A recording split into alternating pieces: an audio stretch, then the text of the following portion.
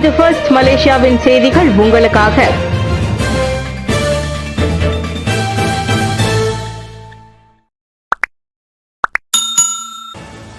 புதிய அரசாங்க தலைமை செயலாளராக ஷம்சுல் அஸ்ரி நியமனம்.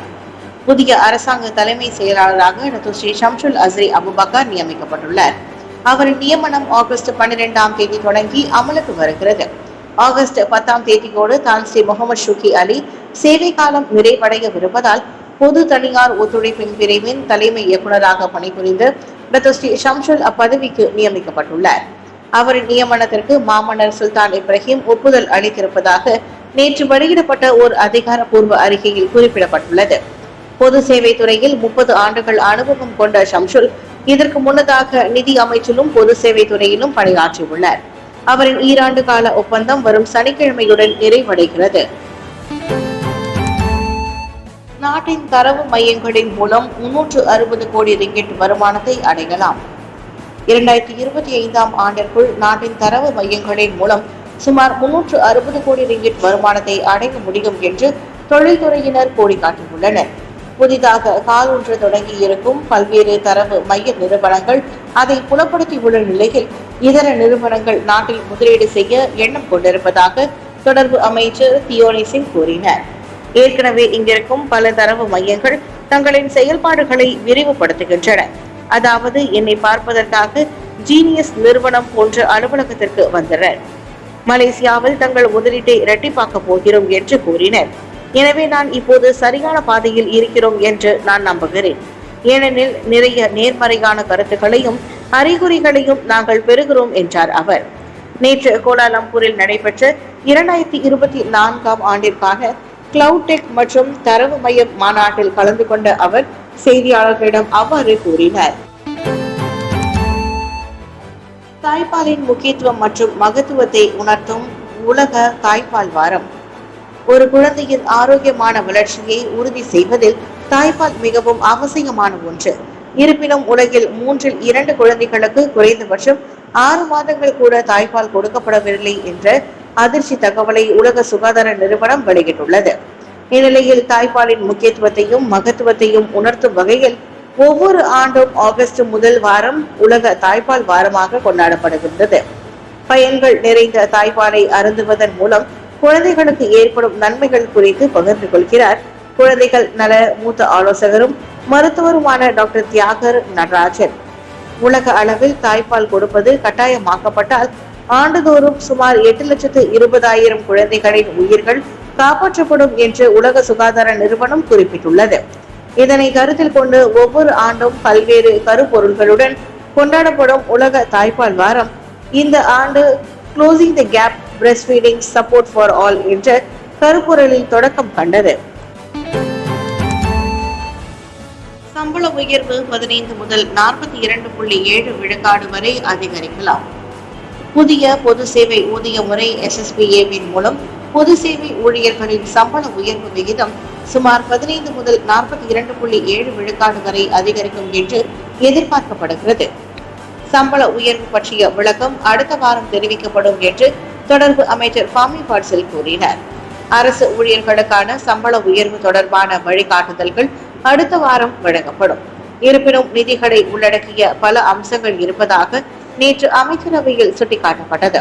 எனவே அமைச்சரவையில் மட்டுமல்லாது அக்டோபர் மாதம் 18ஆம் தேதி நாடாளுமன்றத்தில் சமர்ப்பிக்கப்படும் 2022ஆம் ஆண்டிற்கான வரவு செலவு திட்டத்திலும் அதை கொண்டு வர வேண்டும். அரசு ஊழியர்களின் சம்பள உயர்வுக்கு ஒதுக்க வேண்டிய தொகையின் அம்சத்தை 2025ஆம் ஆண்டு வரவு செலவு திட்டத்தின் ஆவணங்களில் உள்ள விவரங்களை பின்னர் ஆராயலாம் என்றார் அவர். இது குறித்து அமைச்சரவை கூட்டத்தில் கலந்துரையாடிய பின்னர் ஆகஸ்ட் 16ஆம் தேதி நடைபெறவிருக்கும் 19வது பொது சேவை பொறுப்பாணை நிகழ்ச்சியின் போது அறிவிக்கப்படும் என்று அவர் கூறினார். வீட்டை மோதி 2 மரணங்களை விளைவித்த குற்றத்தை மறுத்தார் ட்ரெய்லர் ஓட்டுநர்.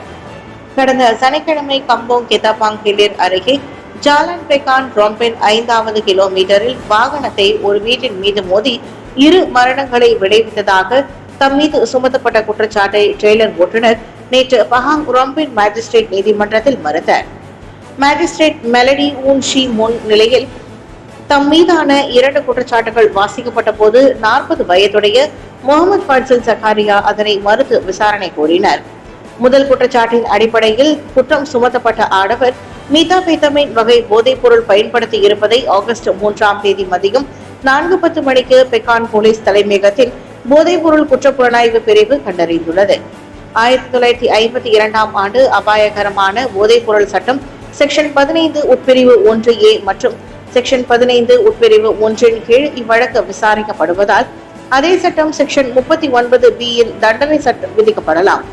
அதோடு கடந்த சனிக்கிழமை கம்போங் கெதாபாங் ஹிலேரில் காலை சுமார் 4:15 மணி அளவில் போதையில் ட்ரெய்லரை ஓட்டி சென்ற அவர் 32 வயதுடைய நூர் நஸ்துல்லா ஃபாசிம் நசுருதீன் மற்றும் 21 வயதுடைய அவரின் சகோதரர் முகமது வால்டன் பாரிஸ் நசுருதீன் ஆகியோருக்கு மரணம் விளைவித்ததாக தம் மீது 2வது குற்றச்சாட்டு பதிவு செய்யப்பட்டுள்ளது. ஹமாஸின் புதிய தலைவராக யாஹ்யா சின்ஹா நியமனம். ஹமாஸ் இயக்கத்தின் புதிய அரசியல் தலைவராக யாஹ்யா சின்ஹா நியமிக்கப்பட்டார். கடந்த ஜூலை 31ஆம் தேதி ஈரானின் புதிய அதிபர் பதவியேற்பு சடங்கில் கலந்து கொள்வதற்காக தெஹ்ரான் சென்றிருந்த இஸ்மாயில் ஹனியே படுகொலை செய்யப்பட்டதை தொடர்ந்து அவருக்கு பதிலாக தற்போது யாஹ்யா நியமிக்கப்பட்டுள்ளார். தளபதி இஸ்மாயில் ஹனியேவுக்கு பதிலாக ஹமாஸ் இயக்கத்தின் அரசியல் பணியக தலைவராக தளபதி யாஹ்யா சின்வார் தேர்ந்தெடுக்கப்பட்டதாக அந்த இயக்கம் அறிவித்தது. தெஹ்ரானில் யாஹ்யா சின்வார் படுகொலை செய்யப்பட்டதை தொடர்ந்து ஈரானின் தாக்குதலுக்கு இஸ்ரேல் தயாராக இருக்கும் நிலையில் இந்த நியமனம் அறிவிக்கப்பட்டுள்ளது. அதோடு முற்றுகையிடப்பட்ட பகுதியில் இஸ்ரேலிய படைகளுக்கு எதிராக இன்னும் காசாவில் இருந்து ராக்கெட்டுகள் பாய்ச்சப்பட்டு வருகின்றன. இப்புதிய நியமனத்தின்படி காசா மீதான இன படுகொலை தாக்குதலுக்கு தீர்வு காண்பதற்கு யாஹ்யா சின்வாரை இஸ்ரேல் எதிர்கொள்ள வேண்டும் என்றும் கூறப்படுகிறது. பிரித்து சென்றவர்களை மனதார ஏற்றுக்கொள்ள மாய்கா தயார். பிரித்தாலும் கொள்கை மாய்காவுக்கு இல்லை என்பதால் கட்சியை விட்டு விலகி சென்றவர்கள் யாராக இருப்பினும் மீண்டும் மாய்காவை அணுகினால் அவர்களை முழு மனதோடு ஏற்றுக்கொள்ள கட்சி தயாராக உள்ளதாக அதன் தலைவர் தான் ஸ்ரீ எஸ். விக்னேஸ்வரன் தெரிவித்தார்.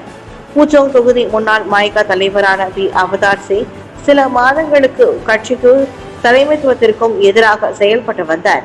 ஆனால் இப்போது அவரை தன் தவறை உணர்ந்து மன்னிப்பு கேட்டதால் அவரை கட்சி மீண்டும் ஏற்றுக்கொள்ளது. இதே போன்று கட்சியை விட்டு விலகி சென்ற டத்தோ சிவராஜ் மீண்டும் வந்தாலும் அவரையும் அரவணைக்க மாய்கா தயாராக உள்ளது என்று அவர் கூறினார். அதே வேளையில் புதிதாக நியமனம் செய்யப்பட்டிருக்கும் செயற்குழுவினரும் உயர்மட்ட தலைவர்களும் பாகுபாடு இன்றி கட்சியின் வெற்றிக்கு உழைக்க வேண்டும் என்று அவர் கேட்டுக்கொண்டார். இதனைத் தொடர்ந்து செப்டம்பர் 19ஆம் தேதி ஷாலம் ஐசிசி மாநாடு மண்டபத்தில் மாய்காவின் மாநாடு நடைபெறும் வேளையில் அதற்கு முன்னதாக இளைஞர் மகளிர் புத்ரா புத்ரி பிரிவினருக்கான தேசிய அளவிலான கூட்டமும் நடைபெறும் என்று தான் ஸ்ரீ விக்னேஸ்வரன் தெரிவித்தார். கட்சியின் பொது தேர்தலுக்கு பின்னர் இன்று மாய்கா தலைமையகத்தில் 2வது முறையாக நடைபெற்ற உச்சமன்ற கூட்டத்திற்கு பின்னர் செய்தியாளர்களிடம் பேசிய அவர் அத்தகவல்களை பகிர்ந்து கொண்டார்.